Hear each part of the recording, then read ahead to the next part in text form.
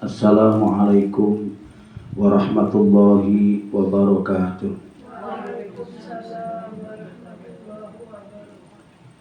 Bismillahirrahmanirrahim. Alhamdulillahirabbil alamin. Allahumma shalli wa sallim wa barik ala sayyidina Muhammadin wa ala alihi wa ashabihi ajmain, amma ba'du. Ila hadratin Nabil Mustafa Sayyidina Muhammadin sallallahu alaihi wasallam wa ala alihi wa ashabihi dzurriyyati, summa ila hadratil muallifatil kitab Syekh Al-Imam Jalaluddin As-Suyuti wa man syaraha hadzal kitab Al-Allamah Syekh Muhammad Nawawi bin Umar Al-Jawi, summa ila hadratil Syekhina Al-Kiram Al-Marhum Al-Maghfur Al-Haram Kiai Johari Jawawi wa murabbi ruhina Kiai Ahmad Sadid Johari, summa ila hadratil abana wa ummahatina radhiyallahu anhum wa ghafarallahu anhum. Lahumul Fatihah. A'udzu billahi minasyaitonir rajim. Alhamdulillahi rabbil alamin. Arrahmanir rahim. Inna siratal mustaqim siratal ladzina an'amta 'alaihim ghairil maghdubi 'alaihim waladdallin. Bismillahirrahmanirrahim. Qala mu'allifu rahimahullah wa nafa'ana bihi wa bi'ulumi fid dharain amin ya rabbal alamin. Bismillahirrahmanirrahim. Al-babu ar-rabi'u fi fadilati salati ala nabi sallallahu alaihi wasallam. Bab yang keempat menerangkan tentang masalah keutamaan membacakan salawat kepada Nabi Muhammad sallallahu alaihi wasallam. Qala an-nabiy sallallahu alaihi wasallam. Rasulullah sallallahu alaihi wasallam bersabda, "Man shalla alayya wahidatan sallallahu alaihi asran." Barang siapa yang membacakan salawat kepadaku satu kali, maka Allah akan membalas salawatnya 10 kali. Ya. Kita baca salawat satu kali, Allahumma sholli ala sayyidina Muhammad, maka Allah akan membalas salawat itu dengan salawat 10 kali. Qala ba'du sahabat li Rasulillah sallallahu alaihi wasallam. Sebagian sahabat bertanya kepada Rasulullah sallallahu alaihi wasallam, "Ya Rasulullah, sallallahu asrat liman shalla alaika marratan wahidatan. Hal dzalika liman kana hadiral qalbi?" Ya Rasul, Allah akan membalas salawat 10 kali kepada setiap orang yang membacakan salat kepadamu 1 kali.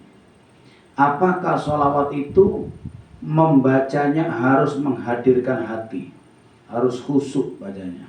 Apa harus khusyuk bacanya baru sama Allah dibalas 10 kali?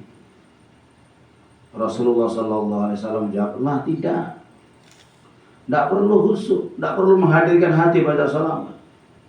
Balikuli musallin alaiya ghafilin. Bahkan boleh saja membaca salat kepadaku ghafilin, hatinya lagi lalai. Maksudnya enggak konsentrasi. Kan ibu-ibu kalau diajak salawatan misalnya pas ngantuk gitu ya. Nah, berdiri, ya Nabi salam alaika ya. Kadang nggak ada suara cuma gini. Misalnya, ini ya, dapat pahala ya. Biar nggak pakai hati, dapat pahala. Bahkan hadir dalam majelis sholawat, hadir saja itu dapat keutamaan yang luar biasa. Hadir saja. Kalau ada majelis sholawat itu jangan malas-malas hadir ya. Ya, yang penting nanti waktunya berdiri ikut berdiri gitu ya, ya. Ya waktunya baca. Kalau nggak bisa ya gini aja kan. Assalamualaikum gitu aja gitu. Sallallahu ala Nabi Muhammad sallallahu alaihi gitu. Enggak apa-apa gitu. Ikut-ikutan aja nggak apa-apa. Nanti waktunya makan ya ikut makan gitu kan. Bagi-bagi berkatan ya dapat gitu.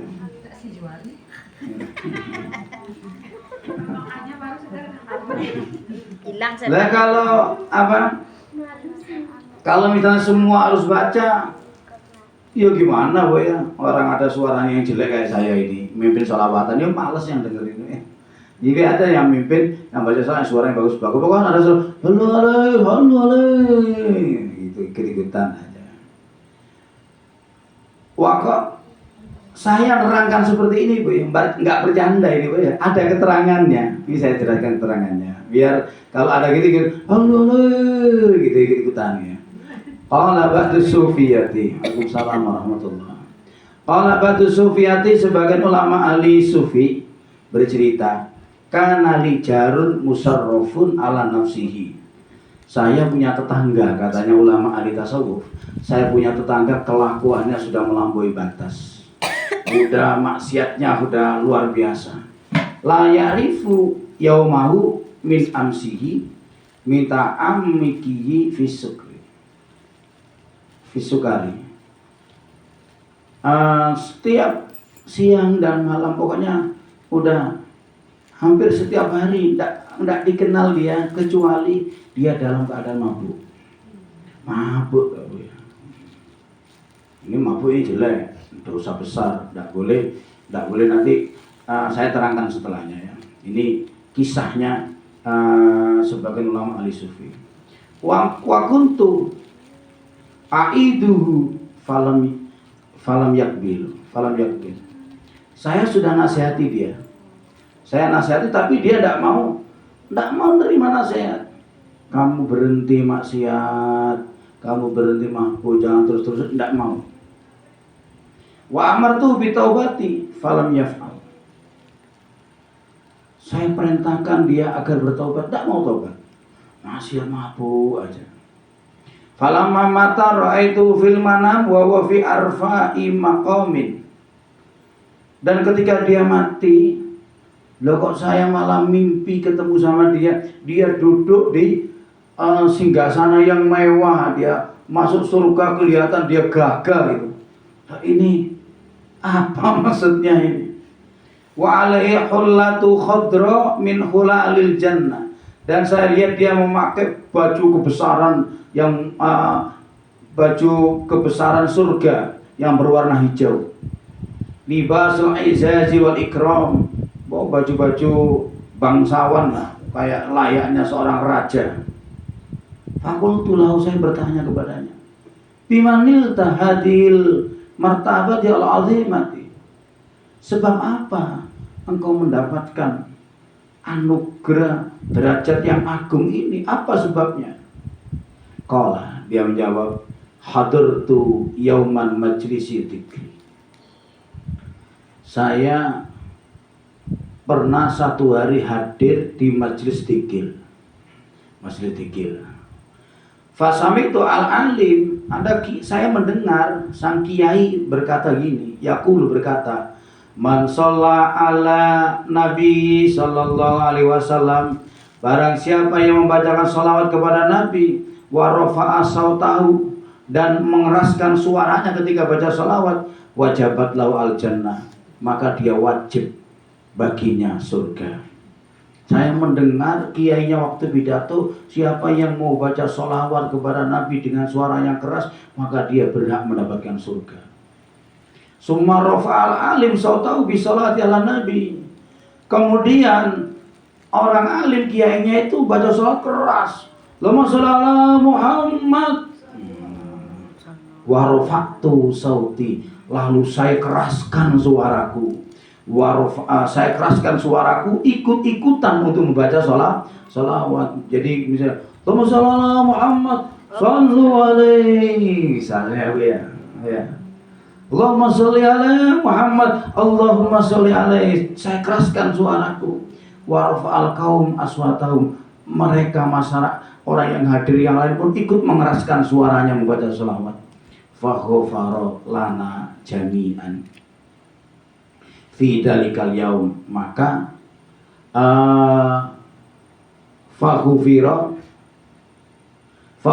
lana jami'an fi dalikal yaum, maka Allah pun mengampuni dosa-dosa saya pada hari ini.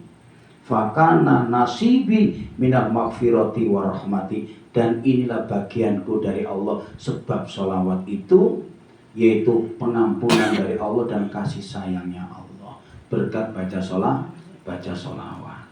Ini Bu ya. Kisah ini yang pertama, mabuk itu maksiat, tidak boleh diikuti ya. Maksiat tidak boleh kita melakukan maksiat. Yang kedua, betapa besarnya keutamaan orang yang membacakan sholawat.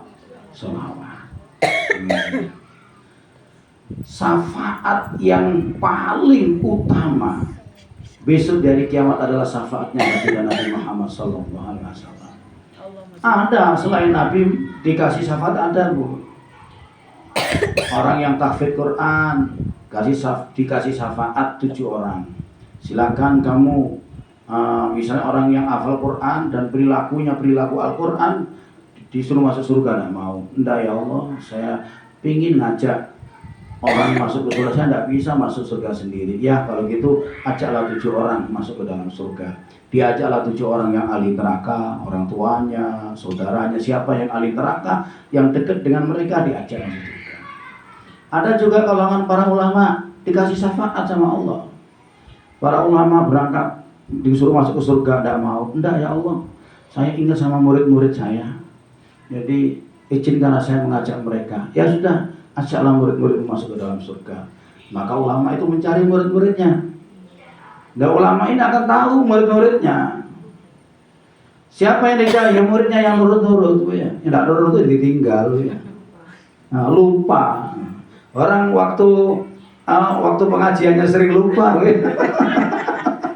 Pengajian sering lupa ya, lupa nih. Siapa saya mau ikut? Siapa sama? Ikut saya di pojokan, cuma sering izin. Saya teringat dawuhnya Mbak Yai As'ad Samsul Arifin Sukorejo, Mbak Yai Johari, Mbak Hasyim Asari. Beliau waktu mau meninggal dunia itu dawuhan ini, siapa yang ngikuti ajaranku, maka besok di hari kiamat akan aku tunggu bersama Rasulullah SAW. Dan siapa yang keluar dari ajaranku, saya tidak bisa bertanggung jawab di hadapan Allah. Gitu ya. Para ulama dikasih, tapi orang-orang yang dikenal aja. Tapi kalau Rasulullah Bu ya, yang dikasih syafaat itu tidak hanya umatnya, umat-umat Nabi sebelumnya pun banyak yang menerima syafaat dari baginda Nabi Sallallahu Alaihi Wasallam. Di antara syafaat yang paling terkenal adalah syafaatul udhma, di mana berkat doanya Rasulullah Sallallahu Alaihi Wasallam akhirnya Allah pun segera menyelesaikan putusan manusia yang sebelumnya manusia ditahan di padang mahsyar selama beribu-ribu tahun.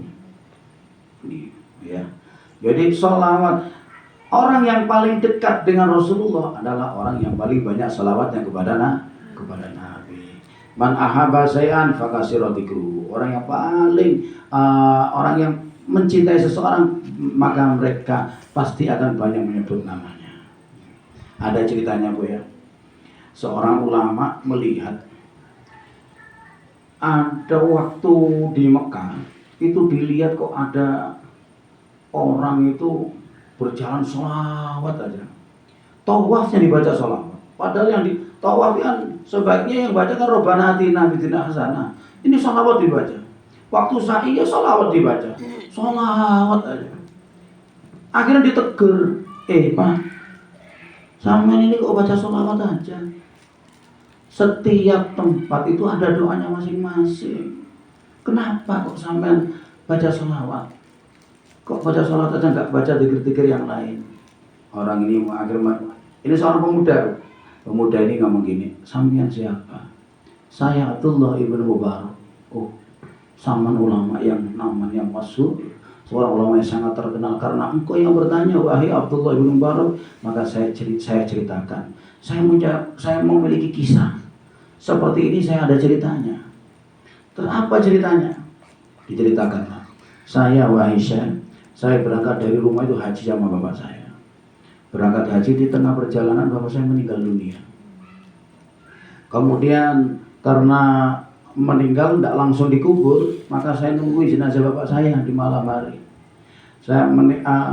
Dan tiba-tiba jenazah bapak saya ini wajahnya berubah menjadi wajah seekor babi hitam.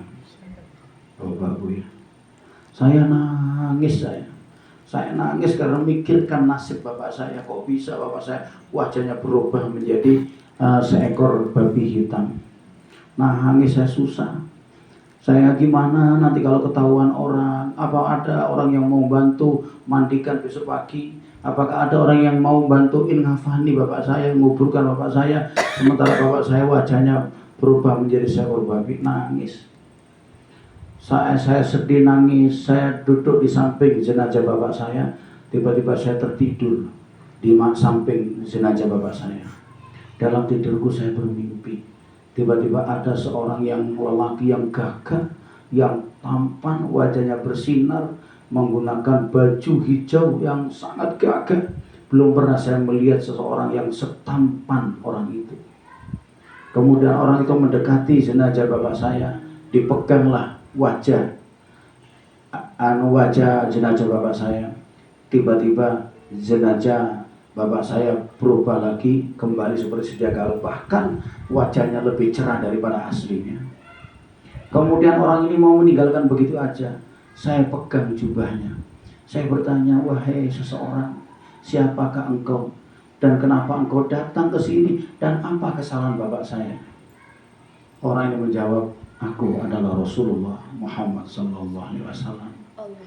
Aku datang ke sini diperintahkan oleh Allah untuk mensyafaati bapaknya. Terus kenapa bapak saya kok seperti ini ya Rasul? Bapakmu dulu waktu hidupnya senang makan riba.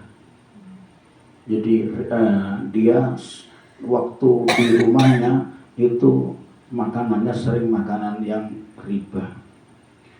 Tetapi bapak kamu itu tidak pernah henti-henti membacakan sholawat kepadaku. Duduknya, tidurannya, berjalannya, sendirian, keramaian, tetap bapakmu tidak henti membaca sholawat kepadaku.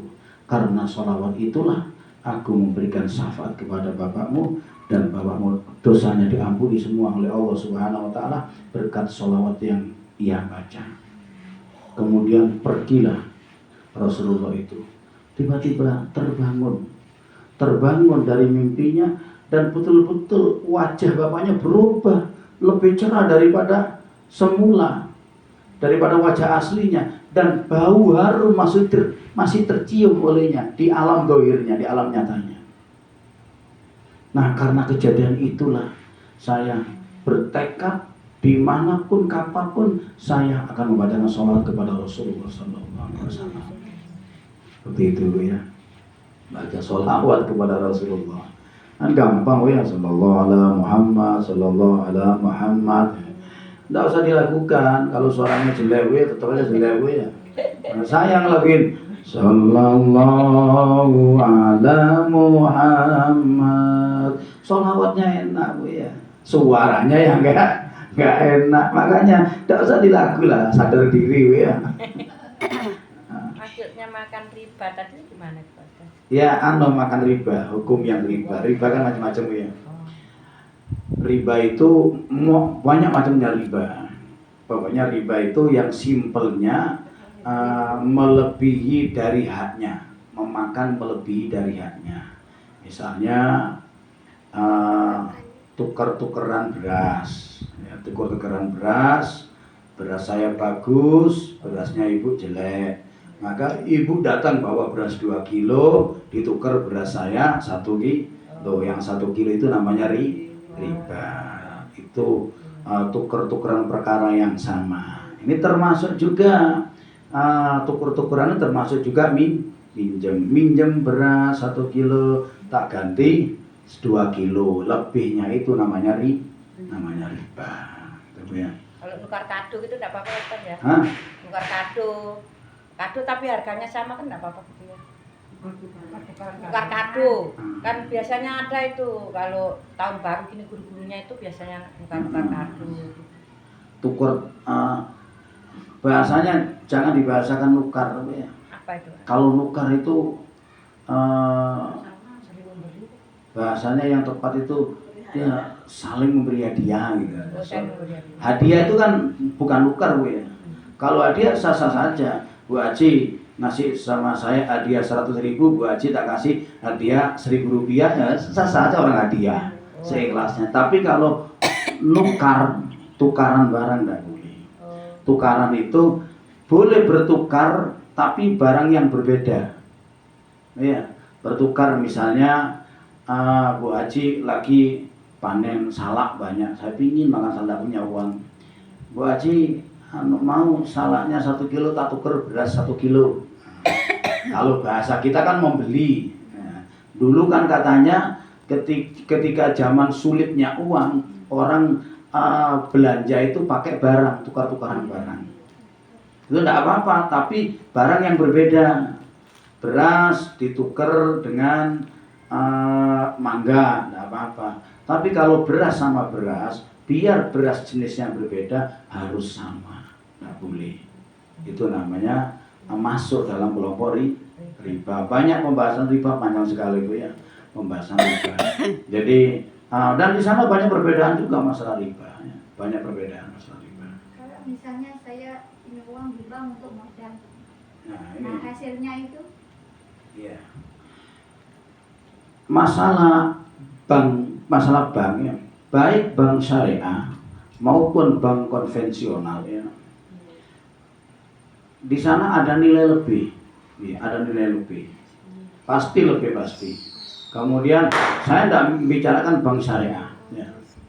Kalau bank syariah itu setiap transaksi itu ada akad, misalnya akad mudharabah di sana yang dimunculkan. Tapi kalau bank konvensional nggak ada akad, pokoknya minjem sekian bayarnya sekian. Maka dulu ya, awalnya ada fatwa dari Majelis Fatwa Mesir bahwa bunga bank itu dihukumi haram. Kemudian setelah perkembangan zaman tahun 91 kalau nggak salah, itu dikaji ulang lagi oleh Majelis Fatwa Mesir. Majelis Fatwa Mesir ini termasuk majelis fatwa yang paling kuat di dunia, ya, paling kuat di dunia sejak dulu. Mesirnya di Al-Azhar. Kemudian dikaji ulang, maka dihukumi bahwa bank ini, bank konvensional dihukumi tidak apa-apa, tidak sama dengan riba, praktek riba. Karena apa? Menurut yang memperbolehkan, riba itu asalnya, syariat riba itu karena menyengsarakan orang yang minjem. Itu asalnya. Kenapa ditegaskan di dalam Al-Quran, ditegaskan di dalam Al-Hadis? Karena menyengsarakan. Dulu, awalnya ini ya biar tahu asbabnya.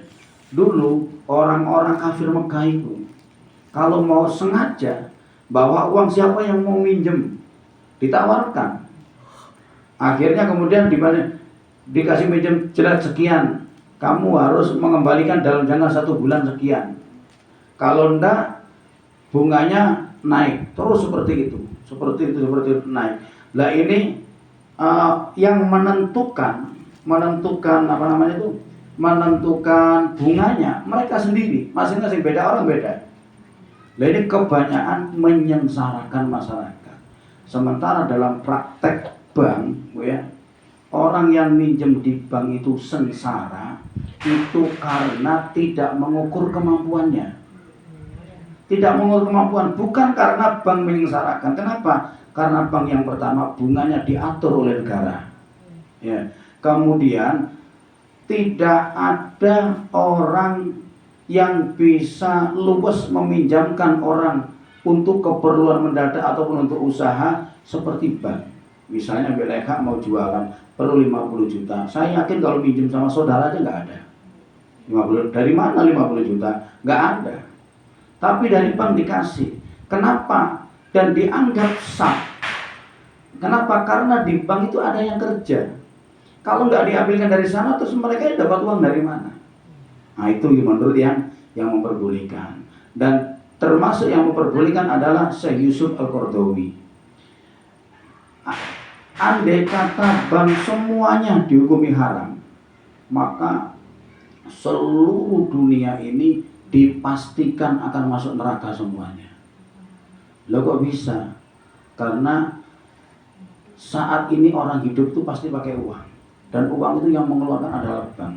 Perputarannya itu perputarannya di bank. Tapi kan tidak makan riba. Riba mungkin tidak dapat dosa riba, tapi dapat dosa i'anatul ma'asi, membantu perjalanan maksiat. Kalau bank itu dihukumi Nasihat. Saya nggak ngambil bunganya, saya cuma nabung-nabung aja. Sama aja, uangnya kemudian diedarkan, berarti digunakan untuk riba kalau dihukumi riba. Makanya dulu itu ada ulama yang tidak mau sama bank, tapi menganggap nyimpen yang paling aman adalah di bank. Dia tetap nyimpen di bank. Dulu tahun akhir-akhir tahun 80-an, awal-awal 90-an. Itu orang nyimpen di bank. Ketika ngambil tidak mau ngambil bunganya. Berapa saya minjem, itu yang saya ambil. Ternyata bunganya itu banyak orang Islam seperti itu, bunganya diambil lah oleh orang Nasrani, dipakai misionaris. Itu yang nggak diketahui. Dan itu kemudian akhirnya diantara yang melatar belakangi kenapa kemudian NU waktu muktamar NU di Sukorejo tahun 89 kalau nggak salah itu memutuskan memperbolehkan bank. Kenapa? Karena bank ini adalah sebuah keniscayaan. Tidak ada orang yang bisa lepas dari bank. Seperti itu. Sehingga makanya dengan kajian-kajian yang sangat hati-hati, kemudian beberapa ulama mengatakan boleh. Walaupun ada ulama yang tetap tidak memperbolehkan. Yang susah ini tetap mengharamkan bank dan dia dapat gajinya ditransfer. Transfer melalui, nah itu repot. Nggak bisa. Nggak bisa. Bu Haji misalnya. Gajinya di bank. Jadi ada waktu itu sebuah kumpulan grup membahas detail tentang masalah bank. Intinya bank itu haram. Kebetulan ya kita harus terhindar dari bank. Lah yang membahas itu pegawai negeri yang notabene dia selalu menerima uang dari. Nah ini. Dan sebagian besar pegawai negeri itu pasti punya cicilan di. Nah, lah ini. Jadi hati-hati. Kalau memang mau mengharamkan, mau menghukumi, karena riba itu dosa besar. Menghukumi riba, maka harus dikasihkan solusi. Bagaimana kalau orang nggak pakai bank itu gimana caranya? Harus ada solusi. Katanya Gus, jangan mengharamkan kalau nggak mengeluarkan solusi. Kalau umat tidak punya solusi jangan diharamkan. Makanya kenapa ada syariat ketika babi itu diharamkan. Kemudian ketika sebuah dalam kondisi yang tidak bisa tidak harus makan babi, maka babi itu menjadi halal karena lidarurat. Kenapa seperti itu? Itulah memang syariat agama itu harus memberikan solusi. Jangan sampai hanya melarang kemudian tidak ngasih solusi. Dulu banyak orang yang tidak berani haji gara-gara bayarnya di bank. Ada orang Jember dulu haji tidak mau melalui bank. Dulu waktu bayarnya masih 30 jutaan. Tidak berani karena apa? Pingin naik pesawat sendiri, pingin ngurus-ngurus sendiri, pokoknya nggak berurusan dengan bank. Berangkat membawa uang 100 juta, tidak bisa pulang, minta transferan dari keluarganya karena uangnya nggak nyampe. 100 juta, sementara yang diatur pemerintah ini cuma 30 juta pada waktu itu. Wah, akhirnya mau nggak mau dia juga harus menerima transferan melalui bank lagi, gitu. Padahal udah bawa 100 juta, tidak cukup pakai berangkat sendiri. Nah inilah kemudian dunia zaman sekarang ini memang dunia yang mau atau nggak mau, suka atau nggak suka, memang sudah yang mengatur ekonomi ini adalah bank. Makanya adalah bank dunia, ada bank Indonesia, kemudian ada bank daerah, ada bank syariah. Bank syariah jangan dikira bank syariah ini nggak ngambil untung, lebih besar daripada bank konvensional, lebih besar Jangan dikira bank konvensional itu kemudian lebih cinta sama kita, enggak, sama aja. Cuma hanya beda di omongan. Misalnya contoh Bu ya, Ini contoh. Ini saudara saya misalnya Bu. Contoh, dia perlu uang. Akhirnya datang bawa BPKB. BPKB dia perlu berapa? saya perlu uang, minjem uang 3 juta, bawa BPKB ya, akad jual beli, motor kamu tak beli dengan harga 3 juta, tak beli, tapi selama saya beli BPKB-nya dia tak pegang, kamu gunakan motornya, ini akadnya beli. Nanti 6 bulan lagi saya jual. Kalau kamu mau beli, kalau enggak ya tak ambil, tak jual sama orang dengan harga 4,5 juta. Dan selama 6 bulan. Bahasanya jual beli. Bener bahasanya Bu ya. Tapi orang datang ke sana itu niatnya bukan jual motor. Orang datang ke sana niatnya minjem uang. Apa bedanya dengan datang ke bank minjem uang naruh BPKB? Sama. Bahkan lebih besar ruginya di BMT, namanya BMT. Lebih besar ruginya di BMT daripada di bank konvensional. Apalagi konvensional di KUR lagi. Oh ini yang usaha ini. Tidak ada pinjaman lebih murah daripada KUR. Tidak ada. Makanya kemudian ulama yang memperbolehkan termasuk Syekh Yusuf Al-Qaradawi, pakar fikih dunia, itu melihat realita. Kenyataannya seperti itu. Tetapi kalau misalnya mau di bank syariah ya silakan. Tetapi kalau untuk haji saat ini hanya di bank, sekarang bank syariah cuma satu ya, BSI, bank syariah cuma satu itu aja. Jadi intinya masalah bank itu ada yang ngotot tetap tidak boleh, tapi ada yang memperbolehkan. Apakah sama hukumnya dengan rentenir? Beda. Rentenir tetap riba. Ya. Kenapa rentenir dihukum tetap riba? Karena rentenir tidak ada aturan. Dia menentukan sendiri. Dia bunganya itu dia yang menentukan. Kalau bank ada undang-undangnya. Kalau bank konvensional yang biasa sekian, kalau bank Kupedes sekian, kalau bank KUR sekian. KUR itu diatur oleh negara. Ada ketentuan, ada undang-undangnya. Dan sama dengan koperasi yang resmi itu ada ketentuannya. Tapi kalau rentenir enggak. Memang sengaja dia bekerja dengan meminjamkan uang. Itu ya. Berbeda Bu. Di kampung-kampung masih ada katanya ya. Masih Ada orang Jawa yang Keleleng gitu. Di pasar juga ada. Enggak boleh Bu ya kalau ibu-ibu yang minjem di rentenir, biasanya tuh kalau pakai modal, biasanya tuh habis sama modalnya biasanya. Tapi Lebih banyak. kembali lagi Bu ya, kembali apa maksudnya? Kembali lagi semua itu kembali kepada keadaan. Kalau memang dia ngambil barang gitulah ke micil gitu.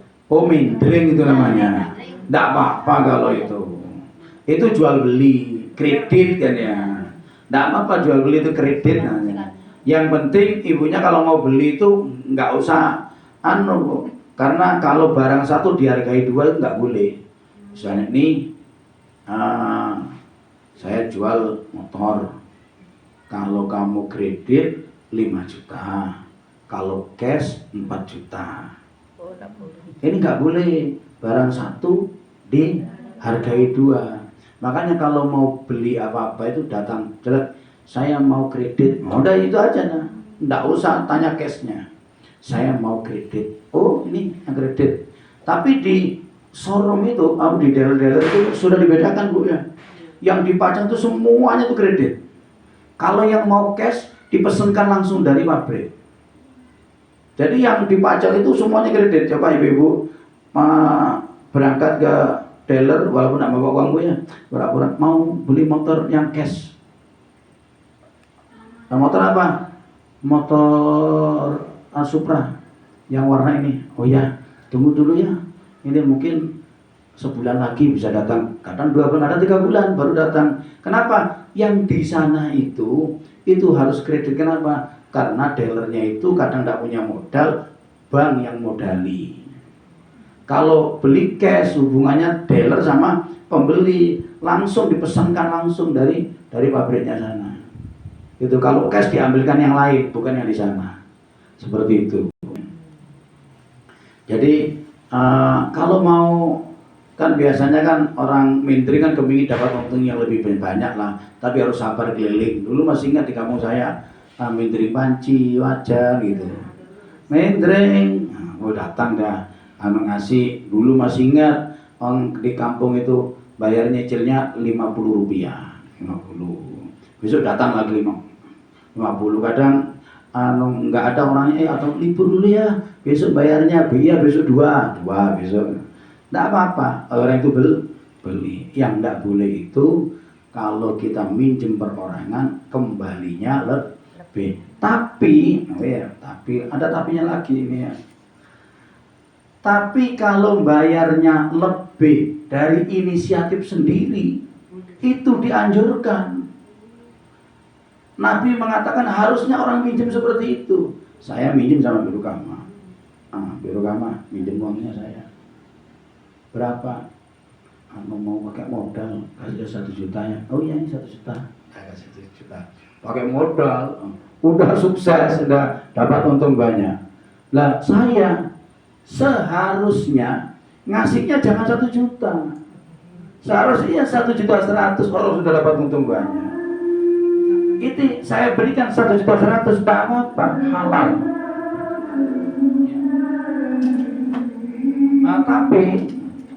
Tapi suaranya habis. Baterainya. Oh ini yang tapi kalau lebihnya itu diakati pertama, misalnya saya berapa saya minum 1 juta, ya dah nanti beberapa minggu, ya paling 1 bulan, ya dah nanti kembalikan 1.100.000 ya, nggak boleh, haram hukumnya. Kalau penambahannya dari yang minjemin, ya kalau nggak ada akad, pokoknya minjem 1 juta tak bawa, terus waktu kembalikan, ini saya kembalikan utangnya 1 juta, ini saya lagi panen mangga. Di mana panen? Di pasar. Ngasih 2 kilo enggak apa-apa. Sebagai tanda terima kasih. Itu enggak apa-apa kalau dari inisiatif. Tapi kalau dari permintaan yang minjem itu enggak diperbolehkan. Kalau ada kita sistem apa kayak tadi. Kalau misalnya pokoknya 1 juta, pokoknya saya 500, kita nggak bisa bayar ini, pokoknya kita bayar antaranya aja gitu biasanya. Ya bayar Itu yang nggak boleh. bunganya aja. Nggak boleh itu rentenir ya. Yaitu Rentenir. itu ketentuan sesuai di dalam perjanjian ya. Oh. Nah, ketentuan di dalam perjanjian setiap perusahaan dia memiliki cara gitu. Kalau misalnya kita sama Ridho gitu. Nah, ketika sama-sama ridho, ya, maka barang yang lebihan itu menjadi haram. Tetapi akadnya tetap menjadi haram. Kenapa? Karena ridhonya itu terikat pada akad. Andai kata misalnya yang minjemin tidak mau minta lebih, tentu yang minjem itu lebih senang. Tapi karena ada akad, ada kesepakatan di dalam akad itu, maka bisa